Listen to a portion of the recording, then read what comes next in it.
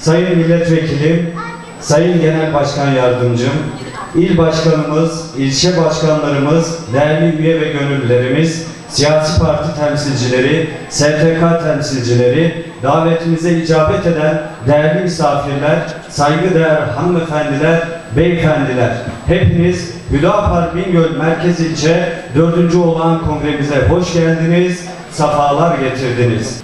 Bismillahirrahmanirrahim.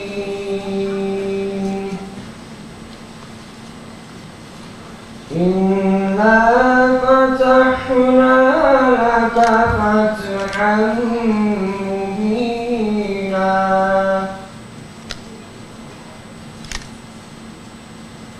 ليغفر لك الله ما تقدم من ذنبك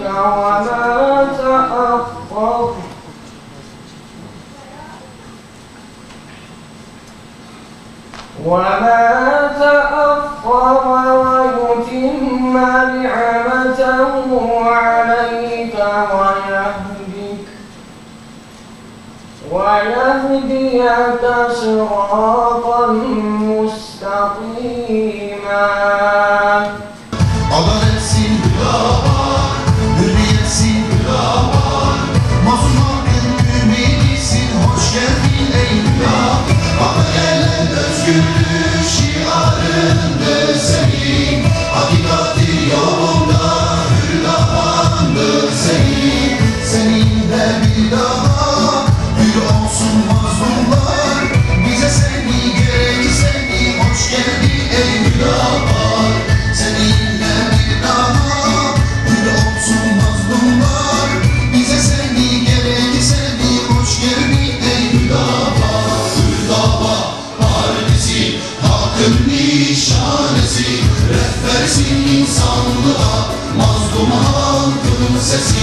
İlkeli duruşumuz ve izlediğimiz stratejiyle partimiz Hüdapar büyük bir teveccühle karşılandı.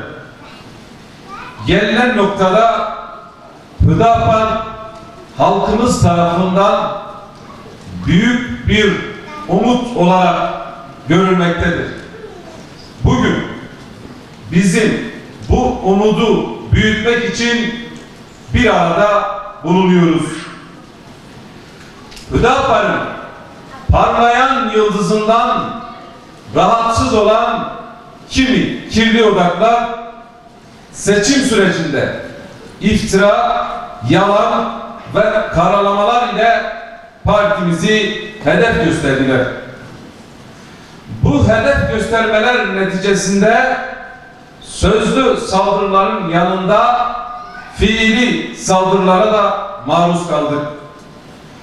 Tüm bu saldırılarla Hüdapar'ın güneşini söndürmeye çalışanlar büyük bir hezimet ile kaybettiler. Ama elhamdülillah partimizin yıldızı her geçen gün daha da parladı. Halkımızın ilgisi ve teveccühü gün be gün ziyadeleşti. Bugün buradan bir kez daha diyoruz ki ne yaparsanız yapın, Hüdapar ilkelik duruşundan vazgeçmeyecektir. Bugün bu canavar maalesef ailemizi yuttu, gençliğimizi yuttu, adaleti yuttu, liyakati yuttu, bir bütün olarak memleketi yutmaktadır. Çıkar siyasetiyle memleketimizin yangına çevrilmesine müsaade etmeyeceğiz. Hüdapar olarak canavarca yapılan bu siyasete dur diyoruz. Siyasette usul, üslup ve ahlak olmalıdır. Bizim siyasetimiz, hizmetimiz, ibadetlerimiz alemlerin Rabbi olan Allah içindir. Bizim gözümüz ne ihalelerdedir, ne koltuklarda. Elhamdülillah bu konuda gözümüz de, gönlümüz de toktur. Ama gözümüz tek bir şeyde vardır. Gözümüz Allah'ın rızasında vardır. Gözümüz Allah'ın rızasını gözetenler bu ülkeyi yönetsin, bu ülkeyi idare etsin. Kıymetli kardeşlerim, Bingöl'e hizmet etmek istiyoruz. Yerelde temsiliyet sağlamamız için mahalle, köy ve mezralar bizi beklemektedir. Genel merkezimizin belirleyeceği yol haritası doğrultusunda aşk ve heyecanla çalışmalarımızı daha da artıracağız. Bingöl ilimizin her insanına dokunmadan durmayacağız. Biz Bingöl'e hizmete geliyoruz. Siyasetiyle hizmet aracı olarak görüyoruz. Bingöl ilimizin hizmetin en güzeline layıktır. Bugün Bingöl ilimizin acil çözülmesi gereken sorunları vardır. Özellikle kira ve konut sorunu kısmen çözümü için acilen Kültür Mahallesi'ndeki kentsel dönüşüm konutları bir an önce bitirilmeli ve hak sahiplerine teslim edilmelidir. Şehir içi ulaşım sorunu bir an önce çözüme kavuşmalı. Düz ağaç ve kültür kavşağındaki ana arterlerde yapılacak alt ve üst geçitlerle veya çevre yolunun proje kapsamına alınarak halledilmelidir.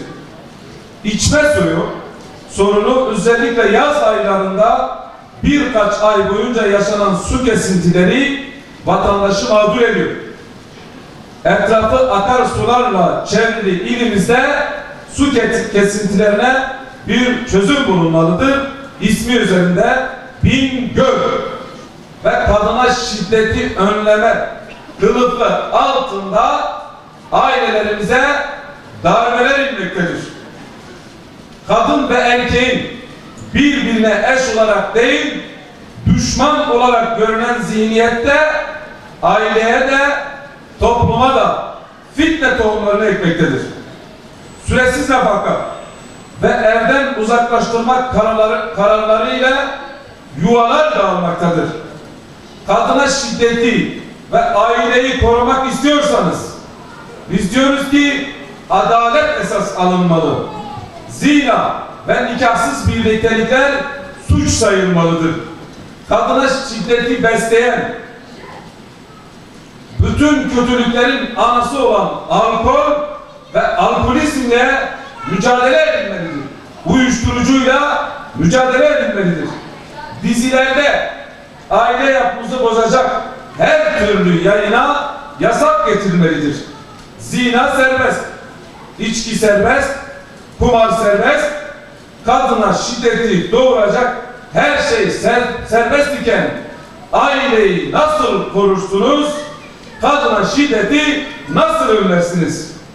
Ailemizi korumamızın en önemli yolu Batı taklitçiliğinden vazgeçilmeli, milli ve manevi değerlerine bağlı medeniyetimizin öğretileriyle mutlu ve huzurlu yuvalar kurulmalıdır. Biz diyoruz ki ideoloji dayatıcı eğitim değil, milli eğitim. Batıcı eğitim değil, milli eğitim diyoruz. Bugün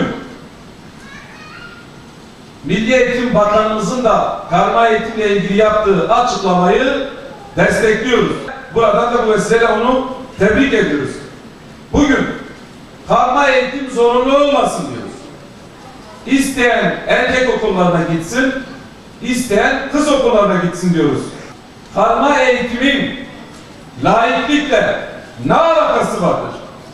Avrupa'da, Avustralya'da, Amerika'da, Japonya'da tek cinsiyet dediğimiz yani kız okulları var, erkek okulları var. Onlar da laik ülke.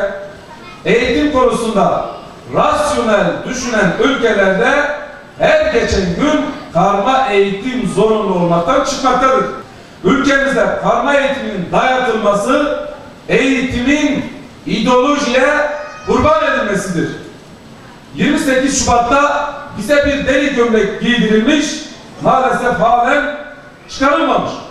Bugün karma eğitimi dayatanlara sorsanız, neden bunu dayatıyorsunuz?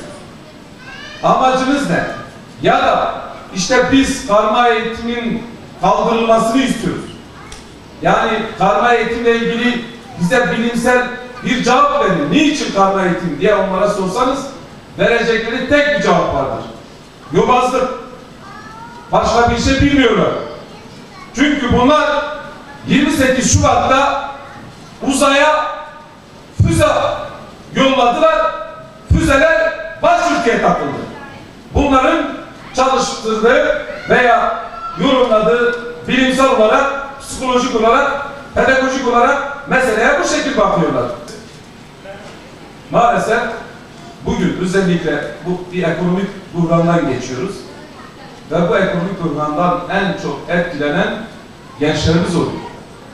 Bugün 3 işsizden biri üniversite mezunu diplomalı gençlerimiz var.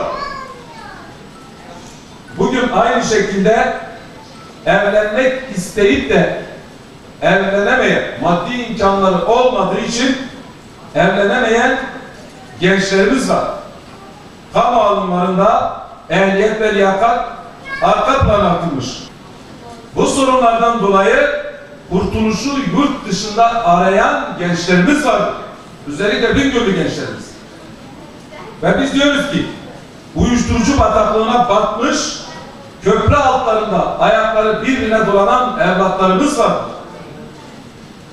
Hayatları kararan, yaşamlarını yitiren gençlerimiz vardır.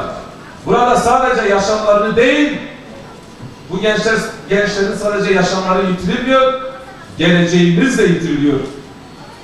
Bunca sorunlar varken israf programları için harcamaların yapılması kabul edilemez. Birkaç saatlik eğlence programlarına aktarılan milyon dolar bütçelerle bugün binlerce genç evlenebilir. Binlerce gence çeyiz yardımı yapılabilir.